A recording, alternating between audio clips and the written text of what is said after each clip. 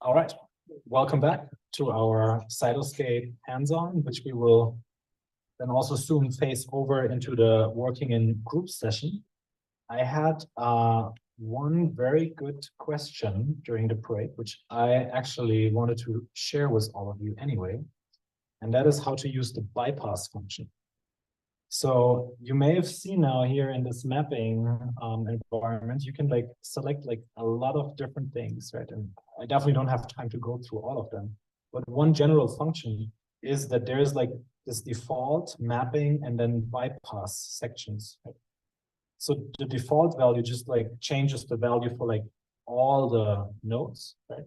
And then like the mapping here would then, you know, map like the style of a node or edge according to like some metadata. And then there's a bypassing. And that is very useful if you do data exploration in your network. So let's say we find like one really cool new biomarker here with the mass 258. And now I want to like always find that again quickly, right? So like the easiest thing for me would to like be to mark that like with a color or to make it bigger or so. So now obviously it all is constrained by like the mapping, but if I select one single node and now I go here under size in this bypass tab and I just like put in any value here, let's say 100, then I can like bypass the mapper and just make this bigger by default for this single node or any other node if I click on it. And yeah, that works for color, size, whatever category. So yeah, that is pretty useful. So, all right. But now what I wanted to do with you in the last couple of minutes is bring in that additional layers of annotation. And till a couple of weeks ago, I think it was pretty challenging to do that. It was serious because you had to juggle like the table and split some column strings. But fortunately, thanks to Marcus, Fleming, Kai, and the others, they finally fulfilled our wish and provided the feature number now as an individual column. And this is kind of like the anchor that like pulls together like all like this different informations. And again, I would encourage you to, you know, like open these files in the editor or Excel to actually take a look at it so that you understand the underlying structure. So yeah, again, if we look at like our feature table, right? So there's this quant table that you get out from MZMine.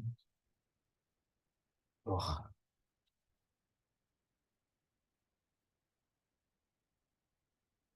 Then there's like this row ID here at the beginning, right? And that is just like a number. So it's obviously it's not as nice as in Excel. Let me try that again.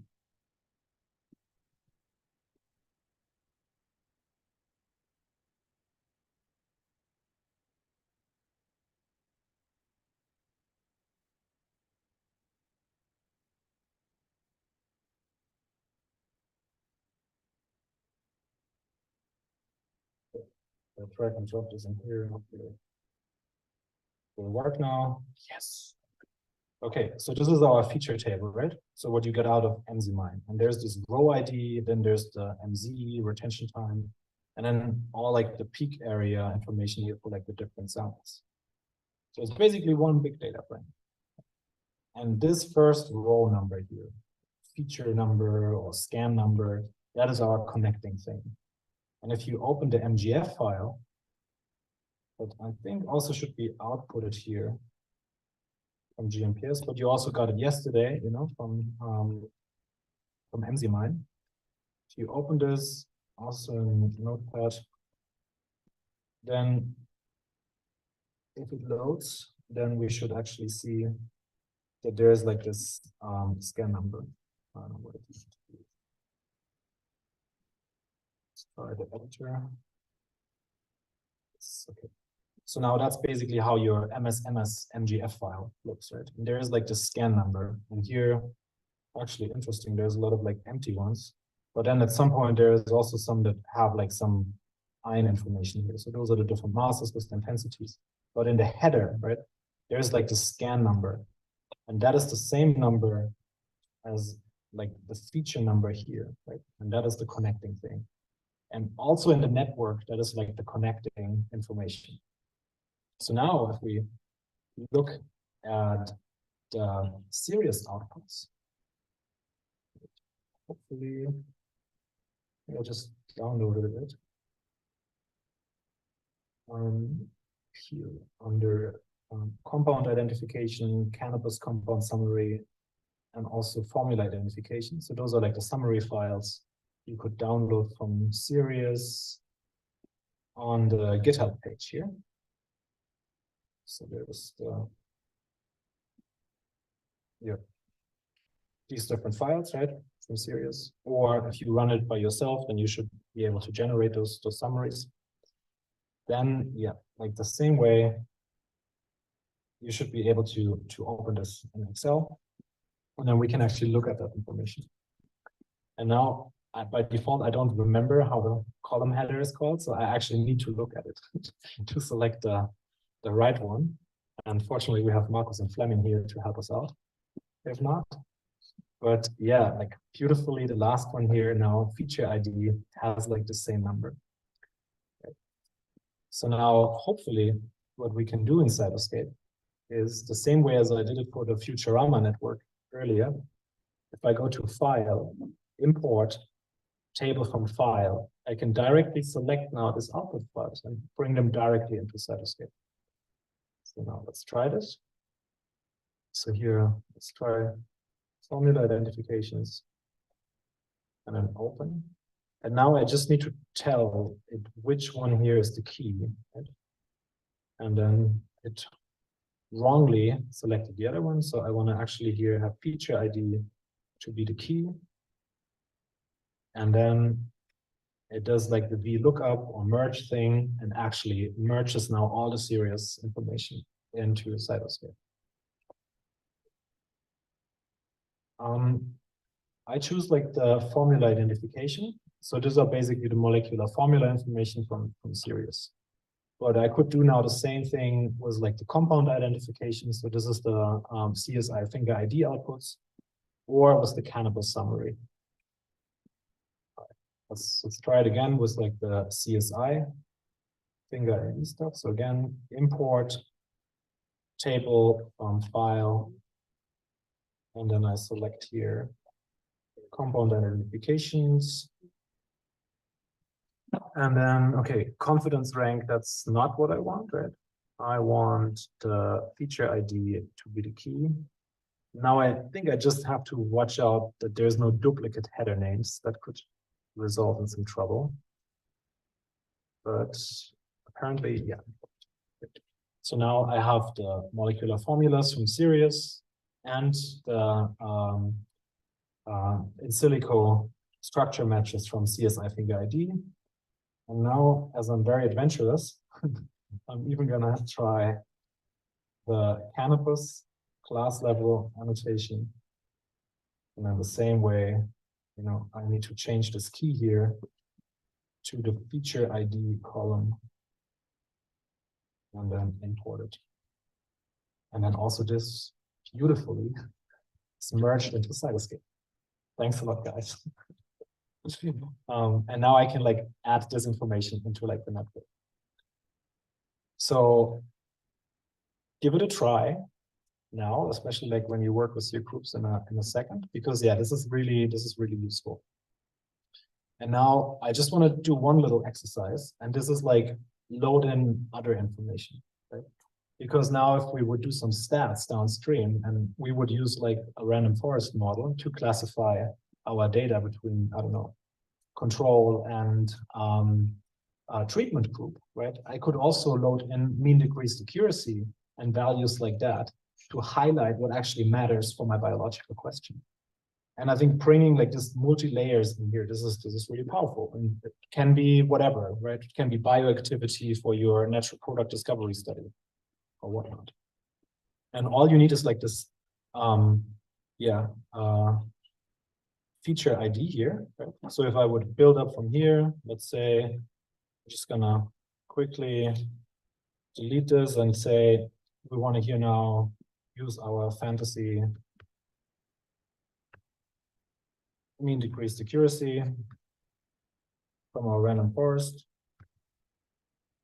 And this is whatever, 1, 2, 3, and so on.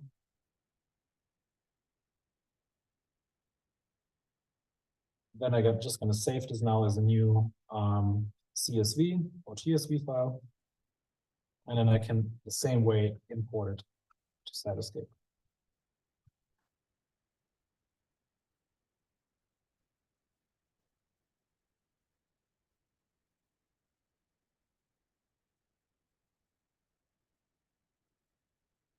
And then, yeah, the same way as before, go to import table from file. Now select this. And now set feature ID again as T, right? And load in that additional layer. And now here in this table view, it should appear now. And well, I mean, this was just like some sorted values, but they should appear in here. So feel free to play around with it and to explore and be creative with whatever applications you have. One last thing in terms of add-ons, I want to quickly check, because particularly for like the CSI finger ID outputs is very useful, is the Canvas add-on. Because in addition to draw pie charts and display masses, you can also draw structures directly on top of these nodes. And therefore, yeah, here I have already like the chemoinformatic tools Canvas installed. If not, you can go to like the App Store and install apps. Well, actually,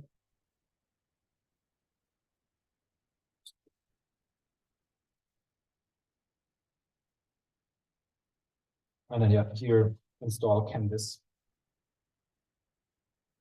And then technically, I could, for a few nodes, just like display like the structure.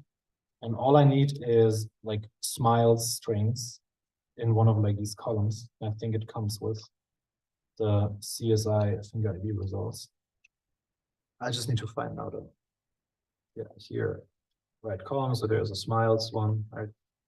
And then under apps, chemoinformatic tools, paint structures on all nodes should hopefully do the trick or not. Yeah, I think sometimes for larger networks it struggles, but we can try it for only one. Oh, weird, it just appeared. Let's try it again.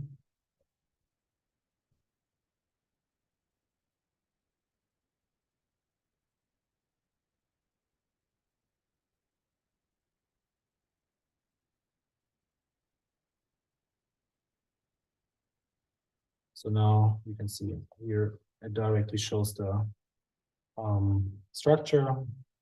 Obviously, it's covered by the label. So if I go to style and remove the label, now hopefully I will see nicely directly the structure. Think about it.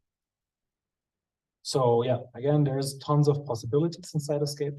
Feel free to explore and use. And if you find out something exciting new, also feel free to email us and tell us. For example, how to make labels of like the pie charts. I still don't actually know how to do this.